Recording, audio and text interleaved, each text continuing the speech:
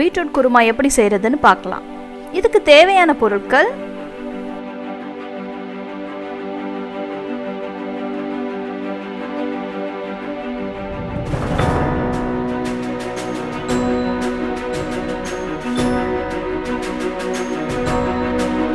கிராம்பு, கல்பாசி, கொஞ்சம் சோம்பு, 4 ஏலக்காய், பிரிஞ்சி இலை.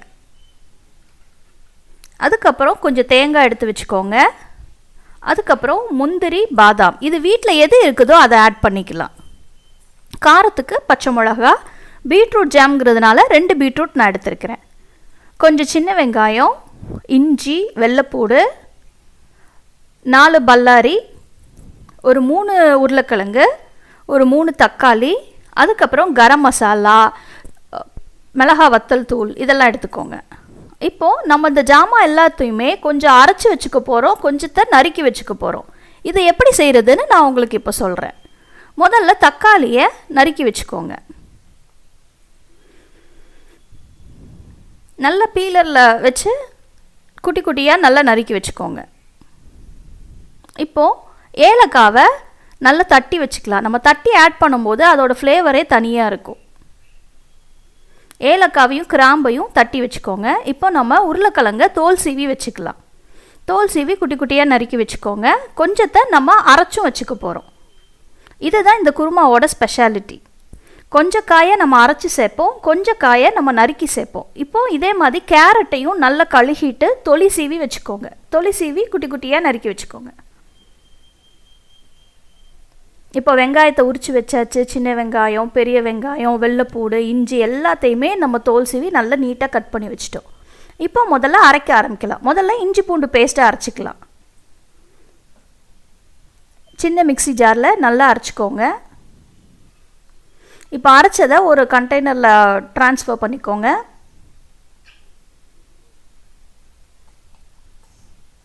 இப்போ அடுத்து பாதாம், முந்திரி இதை ரெண்டையுமே நம்ம அரைச்சி வச்சுக்கலாம்.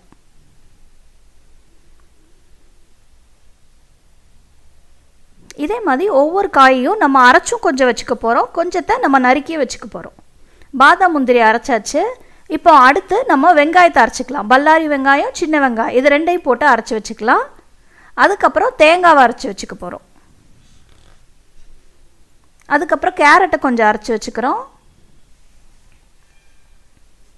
அதுக்கப்புறம் கடைசியாக உருளைக்கிழங்கையும் அரைச்சி வச்சுக்க போகிறோம். உருளைக்கிழங்கு கிரேவிக்கு நல்ல ஒரு திக்னஸை கொடுக்கும். இப்போ நம்ம கடைசியாக பீட்ரூட்டையும் குட்டி குட்டியாக கட் பண்ணி அதையும் அரைச்சி வச்சுக்க போகிறோம்.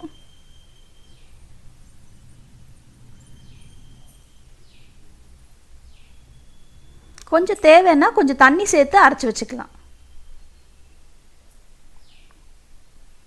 இதையும் ஒரு பாத்திரத்தில் மாற்றிக்கோங்க. இப்போது இன்னொரு பீட்ரூட்டை நம்ம நல்ல தொளி சீவி அதுக்கப்புறம் அதை நல்ல புட்டு அலசலில் வச்சு நம்ம அலசி எடுத்துக்கலாம். இப்போ பாருங்கள், நம்ம இஞ்சி பூண்டு பேஸ்ட் அரைச்சது, தேங்காய் அரைச்சது, கேரட் அரைச்சது, பீட்ரூட் அரைச்சது, வெங்காயம் அரைச்சது, பொட்டேட்டோ அரைச்சது, இது எல்லாத்தையுமே நம்ம ரெடி பண்ணி வச்சுட்டோம். இப்போ நம்ம செய்ய ஆரம்பிக்கலாம். பீட்ரூட் துருகி வச்சது, கடைசியில் தக்காளியும் நம்ம அரைச்சி வச்சுக்கலாம்.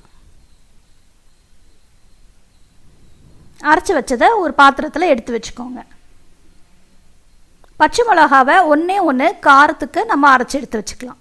இப்போ ஒரு குக்கரில் கொஞ்சம் எண்ணெய், கொஞ்சம் நெய் சேர்த்துக்கோங்க. நெய் சேர்த்தா ஃப்ளேவர் நல்லாயிருக்கும். எண்ணெய் காஞ்சதுக்கப்புறம் நீங்கள் ஒரு 3 மிளகா வத்தல், அதுக்கப்புறம் ஏலக்காய், கிராம்பு, பிரிஞ்சி இலை இந்த ஸ்பைசஸ் எல்லாம் ஆட் பண்ணிக்கோங்க. அதுக்கப்புறம் நறுக்கின காய், கேரட், உருளைக்கிழங்கு இதை ஆட் பண்ணி வதக்கிடுங்க. தக்காளியும் ஆட் பண்ணி வதக்கிடுங்க. அதுக்கப்புறம் இஞ்சி பூண்டு பேஸ்ட் ஆட் பண்ணிக்கோங்க. ஆட் பண்ணி நல்லா வதக்குனதுக்கப்புறம் நம்ம நறுக்கின காயெல்லாம் சேர்த்துக்கலாம். முதல்ல வெங்காயம் சேர்த்துக்கோங்க, நல்லா வதக்குங்க. அதுக்கப்புறம் நம்ம பொட்டேட்டோ பேஸ்ட் இருக்குல்ல அதை சேர்த்துக்கோங்க. அதுக்கப்புறம் வெங்காயம் அரைச்ச பேஸ்ட் இதெல்லாம் சேர்த்து நல்லா வதக்குங்க. அதுக்கப்புறம் பீட்ரூட் அரைச்சது இது எல்லாத்தையுமே நல்லா மிக்ஸ் பண்ணிக்கோங்க. இப்போ மஞ்சள் பொடி, மிளகா வத்தல் பொடி, மல்லித்தூள், கரம் மசாலா, ஜீரகத்தூள் எல்லாமே ஒவ்வொரு ஸ்பூன் ஆட் பண்ணிக்கோங்க. காரம் வேணும்னா நீங்கள் இன்னொரு ஸ்பூன் ஆட் பண்ணிக்கலாம். காயத்தூள் ஆட் பண்ணிக்கோங்க. தேவையான அளவு தண்ணி சேர்த்துக்கோங்க. கடைசியில் தக்காளி அரைச்சது அதையும் சேர்த்துட்டு, கேரட் அரைச்சது அதையும் சேர்த்துருங்க. அதுக்கப்புறம் தேங்காய் அரைச்சது, பீட்ரூட் துருகுனது, இது எல்லாமே ஆட் பண்ணிக்கோங்க.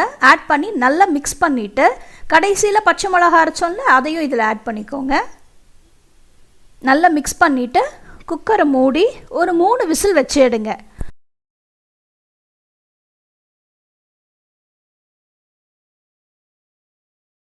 சுவையான பீட்ரூட் குருமா ரெடி. சின்ன குழந்தைங்க காயெல்லாம் தனித்தனியாக நறுக்கி போட்டால் எல்லாம் தனித்தனியாக எடுத்து வச்சுருவாங்க, காயை சாப்பிட மாட்டாங்க. இப்படி நீங்கள் செஞ்சீங்கன்னா குருமா ரொம்ப டேஸ்ட்டாகவும் இருக்கும். அதை குழந்தைங்கெல்லாம் விரும்பி சாப்பிடுவாங்க, எந்த காயும் ஒதுக்காமல் சாப்பிடுவாங்க.